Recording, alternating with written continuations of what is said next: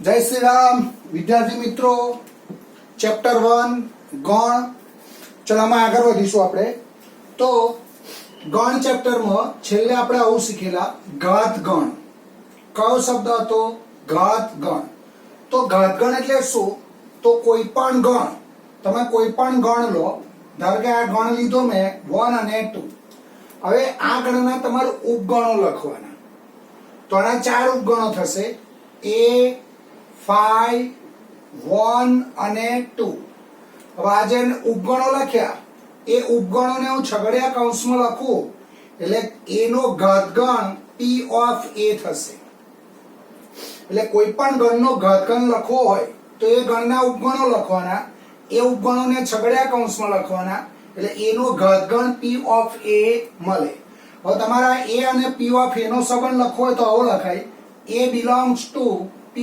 of a तो गण ए एक घातगण नो शू कहेवाय सभ्य छे एवुं कहेवाय अने घातगण नो उपगण घातगण पोते थाय घातगण नो उपगण शू थाय घातगण पोते चलो हवे एमां आगळ वधीशुं हवे एक वस्तु ध्यान राखजो आ जे गण छे ए गणना उपगणो केटला थाय उपगणो केटला थाय 4 तो जेटला उपगणो होय એટલી જ ઘાતગણની સભ્ય સંખ્યા થાય धारो के तमने एवुं कह्युं होय a बराबर 1 2 माटे n of p of a बराबर खाली जग्या तो p of a એટલે p of a ની સભ્ય સંખ્યા કઈ થશે 1 2 3 અને 4 तो आ 4 શું દર્શાવે ઉપગણોની સંખ્યા અને આ 4 શું દર્શાવે ઘાતગણની સભ્ય સંખ્યા તો તમને હું એવું કહું તમે કોઈ પણ ગણ લો એ ગણના જેટલા ઉપગણો થશે એટલી એની ઘાતગણની સભ્ય સંખ્યા થશે ચલો હવે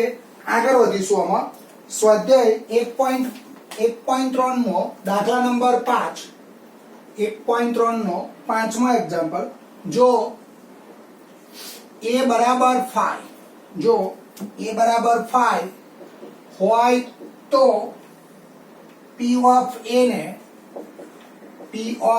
ને કેટલા ઘટકો હશે p of a ને કેટલા ઘટકો હશે હવે ખાલી ગણનો ઉપગણ શું થાય ખાલી ગણ પોતે તો જો સમજો હું આવું લખું a બરાબર 5 a બરાબર શું લખ્યા 5 તો ખાલી ગણનો ઉપગણ ખાલી ગણ પોતે તો આનો ઉપગણ શું થાય ખાલી ગણ પોતે થાય તો આના ઉપગણોની સંખ્યા કેટલી 1 तो जेटला उपगणो होय एटली घातगणनी शुं थाय सभ्य संख्या तो आनो आम छगड़िया कौंसमां लखूं એટલે a नो घातगण p of a મળે तो અહીંયા a बराबर 5 આનો જવાબ આવો આવશે a बराबर 5 तो p of a बराबर छगड़िया कौंसमां 5 માટે n of p of a बराबर 1 तो આનો જવાબ શું આવશે 1 આવશે એટલે a बराबर 5 હોય તો p of a ના કેટલા ઘટકો હશે તો એની સભ્ય સંખ્યા કેટલી હશે 1 હશે ચલો હવે આવું પૂછે તમને a બરાબર છગડીયા કૌંસમાં 1 2 3 4 5 તો n of p of a બરાબર ખાલી જગ્યા તો આ ગણમાં કેટલા ઘટકો છે 5 તો આના ઉપગણો કેટલા 2 ની 5 ઘાત તો જેટલા ઉપગણો હોય એટલી સભ્ય સંખ્યા થાય એટલે આનો જવાબ શું આવશે 2 raised to 5 એ જવાબ આવશે 2 raised to 5 ચલો હવે આપણે એટલે આનો જવાબ કેટલો આવશે n of p of a બરાબર 1 ચલો હવે ગણ ક્રિયાઓ આવશે હવે જુદી જુદી ક્રિયાઓ આપણે શીખેલા છે તો એમાં ગણ ક્રિયાઓ ચલો હવે એમાં પહેલું આવશે योग गण હવે આ બધું તમે શીખેલા છો હું તમને લખાવતો નથી તમને ફોટોકોપી પાડી નોટમાં મોકલી આપીશ એટલે નોટમાં જોઈને તમે લખી કાઢજો તો યોગગણ એટલે શું a માં હોય અથવા b માં હોય a માં હોય અથવા b માં હોય તેવા તમામ ઘટકોથી બનતા ગણને a તથા b નો યોગગણ કહે છે તેને સંકેતમાં a योग b વડે દર્શાવાય છે આ યોગગણના ગુણધર્મો જુઓ એમાં પહેલો ગુણધર્મ આવો આવશે a योग b बराबर શું લખાય b योग a ચલો પછી બીજો ગુણધર્મ આવો છે જૂથનો નિયમ આવો છે A યોગ B યોગ C બરાબર A યોગ B યોગ C આ શું થશે જૂથનો નિયમ A યોગ B યોગ C બરાબર A યોગ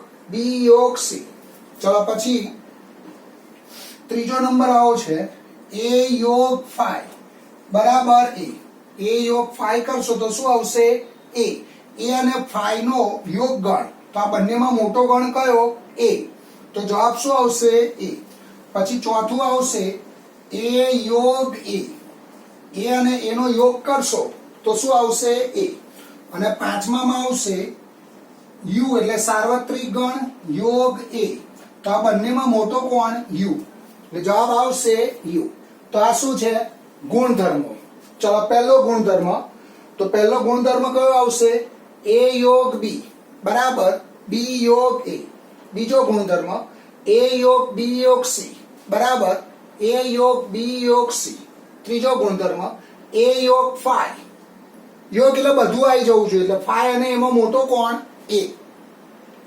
A યોગ A તો શું આવશે A અને U યોગ A તો શું આવશે U ચલો પછી આવશે છેદગણ તો છેદગણ એટલે શું A માં હોય અને B માં હોય છેદગણ તો હું ધારો કે આવું લખું તમે શીખેલા છો A બરાબર 1 2 3 4 અને B બરાબર 3 4 5 6 તો અહીંયા તમે જુઓ આકૃતિ તો આ રીતની આપણે આકૃતિ દોરીએ તો અહીંયા આવશે આ બંનેમાં કોમન કોણ છે 3 4 3 4 એટલે અહીંયા 3 4 1 અને 2 અહીંયા આવશે 5 અને 6 આ આવશે A અને આ આવશે B તો A યોગ B માં કયા ઘટકો આવશે 3 અને 4 તો આ બંને ઘટકો શેમાં આવશે છેદમાં આવશે A યોગ B માં તો છેદગણનો અર્થ શું થાય A માં હોય અથવા B માં હોય તેવા તમામ ઘટકોથી બનતા ગણને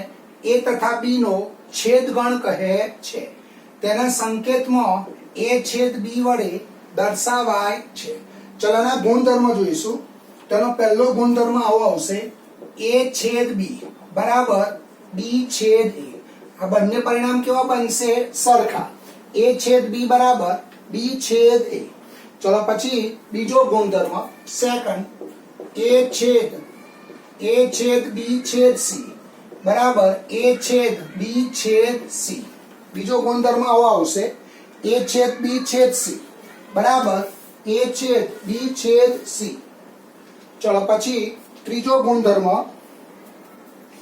phi છેદ A ત્રીજો ગુણધર્મ phi છેદ A તો આ બંનેમાં નાનો કોણ phi એટલે અહીંયા આવશે phi છેદ A બરાબર phi પછી ચોથામાં આવશે ચોથો ગુણધર્મ U છેદ A તો આ બંનેમાં નાનો કોણ A એટલે U છેદ A બરાબર A અને પાંચમો ગુણધર્મ આવશે A છેદ B યોગ C A છેદ B યોગ C તો A છેદ B યોગ A છેદ C આને શું કહેવાય વિભાજનનો નિયમ અને શું કહીશું આપણે વિભાજનનો નિયમ ચલો પછી ત્રીજી વ્યાખ્યા આવશે અલગ ગણ હવે અલગ ગણ એટલે શું અલગ ગણ એટલે A નો ઘટક B માં ના હોય અને B નો ઘટક A માં ના હોય તો A બરાબર ધારો કે હું લખું 1 2 અને B બરાબર લખું 3 4 તો અહીંયા હું A છેદ B કરું તો શું થશે 5 તો A અને B શું કહેવાય અલગ ગણ કહેવાય જો તમામ વેણ આકૃતિમાં દોરો તો અહીંયા U થશે આ તમારો A છે અને આ તમારો B છે તો A ના ઘટકો કયા 1 2 B ના ઘટકો કયા 3 અને 4 તો અહીંયા A છેદ B બરાબર શું થાય 5 તો A અને B ને શું કહેવાય અલગ ગણ એટલે કોઈ પણ બે ગણ A અને B માટે જો A છેદ B બરાબર 5 થાય તો A અને B ને અલગ ગણ કહેવાય ચલો પછી આવશે તફાવત ગણ હવે આ બહુ ખાસ ધ્યાન રાખજો તફાવત ગણ અને દાખલા આવશે તમારે તફાવત ગણ તો તફાવત ગણમાં શું થશે હું આવું લખું A બરાબર 1 2 3 4 અને B બરાબર 3 4 5 6 તો a અને b નો તફાવત એટલે a માઇનસ b, એટલે તફાવત ગણનો અર્થ આવો થાય a માં હોય પણ b માં ન હોય. એટલે તમારે બંનેમાં કોમન ઘટકો પહેલા ટીક કરી દેવાના. તો બંનેમાં કોમન ઘટક કયા છે? 3 અને 4. તો આ 1 અને 2 a માં છે પણ 1 અને 2 b માં નથી. તો a માઇનસ b એટલે a અને b નો તફાવત શું આવે? 1 અને 2.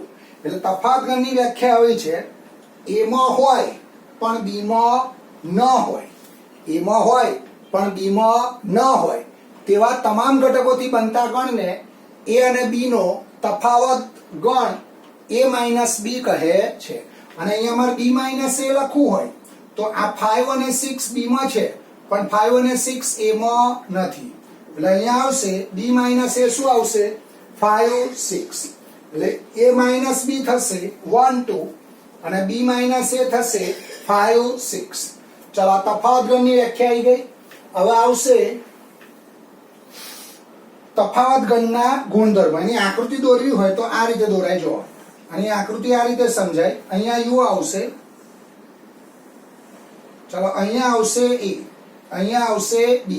હવે અહીંયા 3 છે, અહીંયા 4 છે, અહીંયા 1 છે અને અહીંયા 2 છે, અહીંયા 5 છે અને અહીંયા 6 છે. જો તો આ ભાગ તમારો a માઇનસ b થશે. આટલો ભાગ શું થશે? a minus b. એટલે આ ભાગ તમારો a માઇનસ b થશે અને આટલો જે ભાગ છે એ તમારો b માઇનસ a થશે. બરાબર? તો તફાવત ગણની આકૃતિ દોરવી હોય તો આપણે આ રીતે દોરાય. જો તફાવત ગણ, તો તફાવત ગણની આકૃતિ દોરવી હોય તો આ રીતે દોરાશે. તમને નોટમાં હું ફોટોકોપી પાડીને મોકલી આપું છું, પછી એ તમારે નોટમાં જોઈને લખી કાઢજો.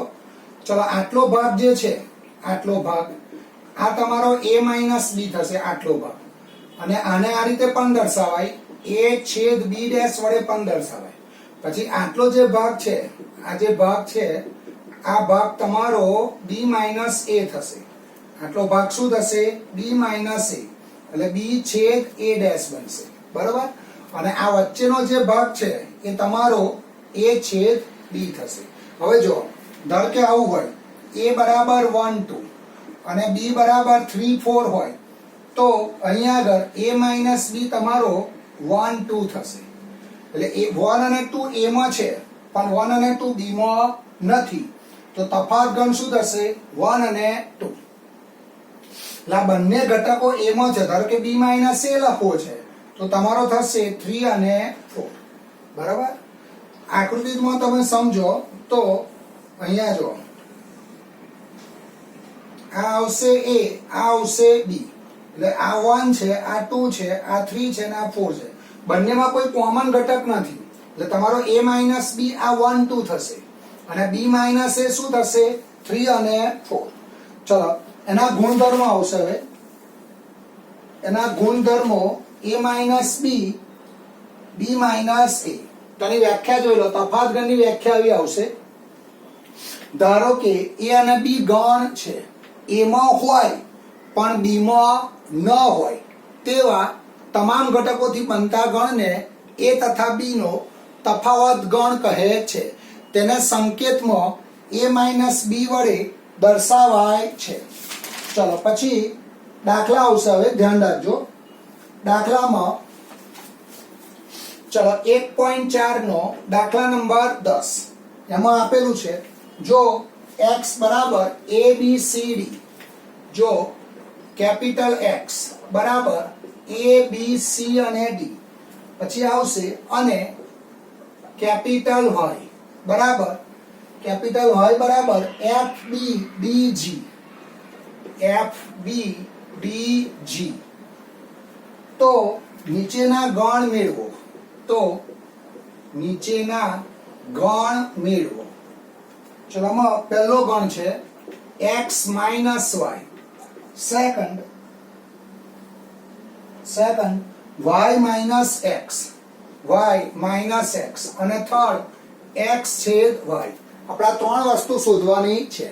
ચલો પહેલા x માઇનસ y, તો શરૂઆત હું આ રીતે કરું. અહીં x બરાબર a b c અને d, y બરાબર f b d g. હવે પહેલા આપણે બંનેમાં કોમન ઘટક હોય ને બંનેમાં કોમન ઘટક હોય એને ટીક કરીએ તો જો અહીંયા બી બી ડી ડી, તો તમે x માઇનસ વાય જુઓ તો અહીંયા આવશે AC, અને y માઇનસ x કરો તો અહીંયા આવશે FG. x માઇનસ y કરો તો AC અને y માઇનસ x કરો તો FG. બરાબર?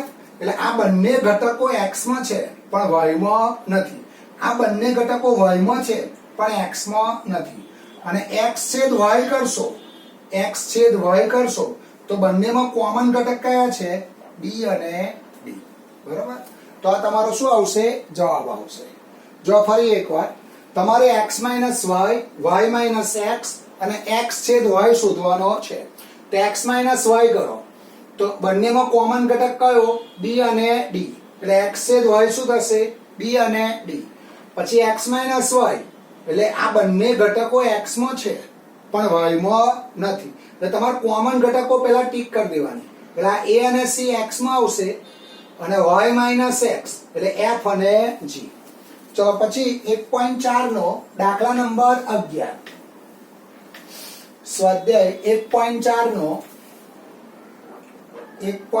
નો દાખલા નંબર 11. જો કેપિટલ R એ વાસ્તવિક સંખ્યાઓનો ગણ, કેપિટલ R એ વાસ્તવિક સંખ્યાઓનો ગણ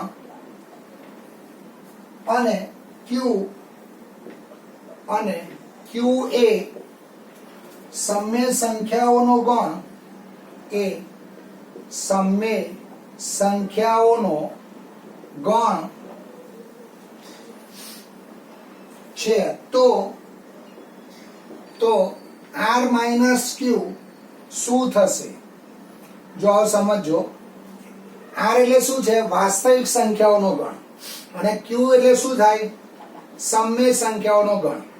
તો હું બધી વાસ્તવિક સંખ્યાઓમાંથી સમય સંખ્યા કાઢી કાઢું તો અસમય સંખ્યાઓ આવે કે ના આવે? એટલે જવાબ શું આવશે? I. એટલે R માઇનસ Q, I એટલે અસમય સંખ્યાઓનો ગણ. અહીંયા લખીશું અસમય સંખ્યાઓનો ગણ. એટલે R માઇનસ Q શું આવશે? અસમય સંખ્યાઓનો ગણ. ચલો પછી આના જેવો જ હોમવર્કમાં આવશે સ્વાધ્યાય 1.4 નો દાખલા નંબર 9. આ હોમવર્કમાં આવશે, રકમ સાથે હોમવર્કમાં આવશે. 1.4 નો દાખલા નંબર 9 હોમવર્કમાં આવશે. ચલો પછી આવશે પૂરક ગણ. હવે પૂરક ગણ એટલે શું સમજો? આ બધું તમે શીખેલા છો. પૂરક ગણ, તો પૂરક ગણ એટલે આ a છે, આ u છે, આ a ડેશ છે. એટલે u માં હોય પણ a માં ન હોય તો શેમાં હોય? એના ડેશ માં હોય. એટલે હું આવું લખું, u બરાબર 1 2 3 4 5, a બરાબર 1 2 3 હોય તો a ડેશ શું થાય? તો આ ઘટકો નહીં લેવાના. તો કયા ઘટકો આવશે? 4 5. એટલે 4 અને 5 u માં છે પણ a માં નથી તો શેમાં છે? એના ડેશ માં. તો a ડેશ શું આવશે? 4 અને 5. પછી એના ગુણધર્મ આવશે, પૂરક ગણના ગુણધર્મો. તેમાં પહેલો ગુણધર્મ છે a યોગ a ડેશ કરો. જો ઉપરનું ઉદાહરણ લો જોઈએ, a યોગ a ડેશ કરો જોઈએ તો u થશે. a યોગ a ડેશ કરો તો શું થશે? u. અને a છેદ a ડેશ કરશો તો શું થશે? 5. પછી બીજો નિયમ, ડ મોર્ગનનો નિયમ, a યોગ b નો ડેશ તો શું લખાય? a ડેશ છેદ b ડેશ. અને a છેદ b નો ડેશ તો શું લખાય? a ડેશ છેદ b ડેશ. પછી ચોથો ગુણધર્મ, a ડેશ નો ડેશ કરો તો ગણ પોતે આવે. આ a શોધ્યો, a ડેશ શોધ્યો. હવે હું આનો ડેશ શોધું ફરી, એટલે આ ઘટકો આમાંથી બાદ કરી દેવાના. તો કયા ઘટકો આવશે? 1 2 3. તો એ ગણ પોતે કયો થઈ જાય? પાછો a થશે. પછી આવશે 5 નંબરમાં, u નો ડેશ કરશો તો 5 થશે, અને 5 નો ડેશ કરશો તો શું થશે? u થશે. ચલો આ શું આવશે? તમારા પૂરક ગણના ગુણધર્મો. ચલો પૂરક ગણના ગુણધર્મોમાં પહેલો ગુણધર્મ જુઓ, a યોગ a ડેશ બરાબર શું થશે? u. પછી a છેદ a ડેશ બરાબર શું થશે? 5. પછી ત્રીજો ગુણધર્મ ડ મોર્ગનના નિયમ a યોગ b નો ડેશ તો શું લખાય a ડેશ છેદ b ડેશ પછી a છેદ b નો ડેશ તો શું લખાય a ડેશ છેદ b ડેશ અને a ડેશ નો ડેશ તો શું આવશે a ડેશ નો ડેશ કરશો તો ફક્ત જવાબ શું આવશે a આવશે ચાલો અહીંયા અટકીશું બેટા કાલે મળીશું આવજો જય શ્રી રામ